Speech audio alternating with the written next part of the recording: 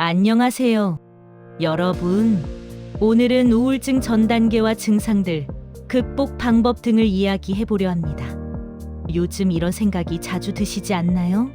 몸이 크게 아픈 건 아닌데, 아침에 눈을 뜨는 게 유난히 힘들고, 특별히 할 일도 없는 하루가 괜히 무겁게 느껴집니다.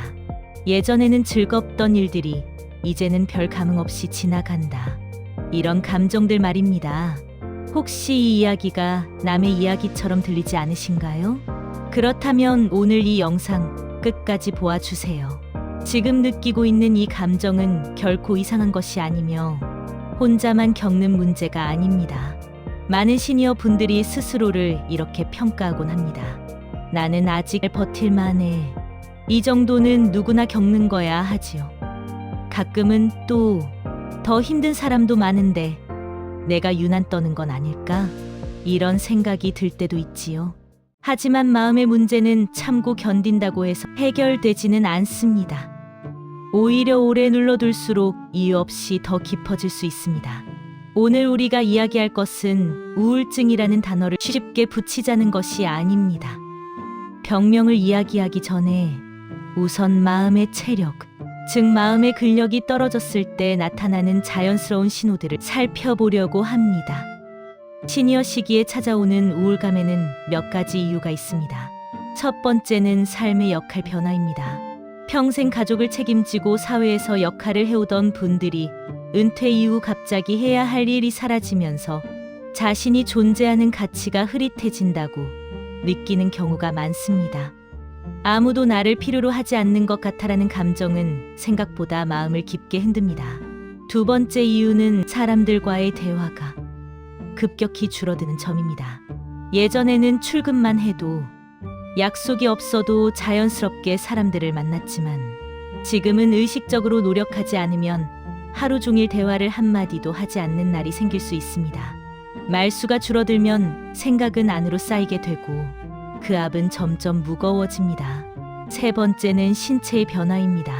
수면 시간이 줄고 깊은 잠을 잘 수 없거나 여기저기 불편한 부분들이 늘어나면서 몸이 먼저 지치고 그 뒤를 따라 마음이 무너지는 경우가 많습니다. 특히 여러 약을 복용하시는 분들은 약의 영향으로 감정 기복이 심해질 수 있습니다. 이런 상황에서 나타나는 신호들은 대개 비슷합니다. 아침에 일어났을 때 특별히 아픈 곳은 없는데도 그냥 누워있고 싶어지고 TV를 켜놓고도 내용을 기억하지 못한 채 멍하니 시간을 보내게 됩니다. 가족이나 주변 사람이 무심코 한 말에 마음이 쉽게 상하고 이유 없이 눈물이 나기도 합니다. 예전에는 즐기던 취미도 귀찮게 느껴지고 약속마저 부담스럽게 다가옵니다. 하지만 이런 신호들을 느끼며 내가 나약해졌나라고 생각할 필요는 전혀 없습니다. 이는 마음이 도움을 요청하는 아주 솔직한 신호이기 때문입니다.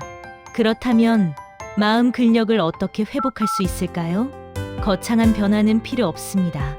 오히려 작고 부담 없는 방법이 중요합니다.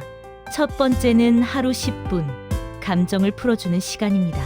산책을 하면서 혼잣말처럼 오늘 가장 힘들었던 것 한 가지와 그럼에도 괜찮았던 것 한 가지를 떠올려 보세요. 글로 쓰지 않아도 말로 하지 않아도 괜찮습니다. 마음속으로 정리하는 것만으로도 감정은 조금씩 풀립니다. 두 번째는 사람과의 접점을 다시 만드는 일입니다. 깊은 대화가 아니어도 괜찮습니다. 마트 계산대에서 짧게 인사하는 것, 오랜만에 안부 전화 한 통 하는 것, 경로당에 잠깐 들러 얼굴을 비추는 것만으로도 충분합니다. 목적 있는 대화가 아니라 서로의 존재를 나누는 시간이 중요합니다. 세 번째는 몸을 먼저 움직이는 것입니다. 마음이 좋아져야 움직이겠다고 생각하면 시작하기 어렵습니다. 의자에 앉아 다리를 천천히 들어 올리는 작은 동작이나 창가에서 햇빛을 받으며 목과 어깨를 풀어주는 스트레칭이 도움이 될 수 있습니다. 이런 작은 움직임이 뇌에 아직 나는 살아있고 움직이고 있다는 신호를 보냅니다. 그리고 꼭 기억하셔야 할 말이 있습니다. 살다 보면 누구나 마음이 지치고 힘든 순간을 마주하게 됩니다. 스스로 이겨내는 것도 중요하고 좋은 일이지만 그럴 때 전문가의 도움을 받는 것은 부끄러운 일이 아니라 스스로를 돌보는 능력입니다. 상담은 마음이 고장났다는 선언이 아니라 엉킨 생각을 함께 정리하는 과정입니다. 여러분이 스스로를 진정으로 아끼는 가장 용기 있는 선택입니다.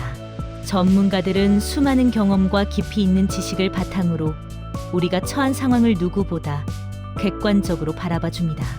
때로는 가까운 가족이나 친구에게도 말하지 못할 고민들이 있죠.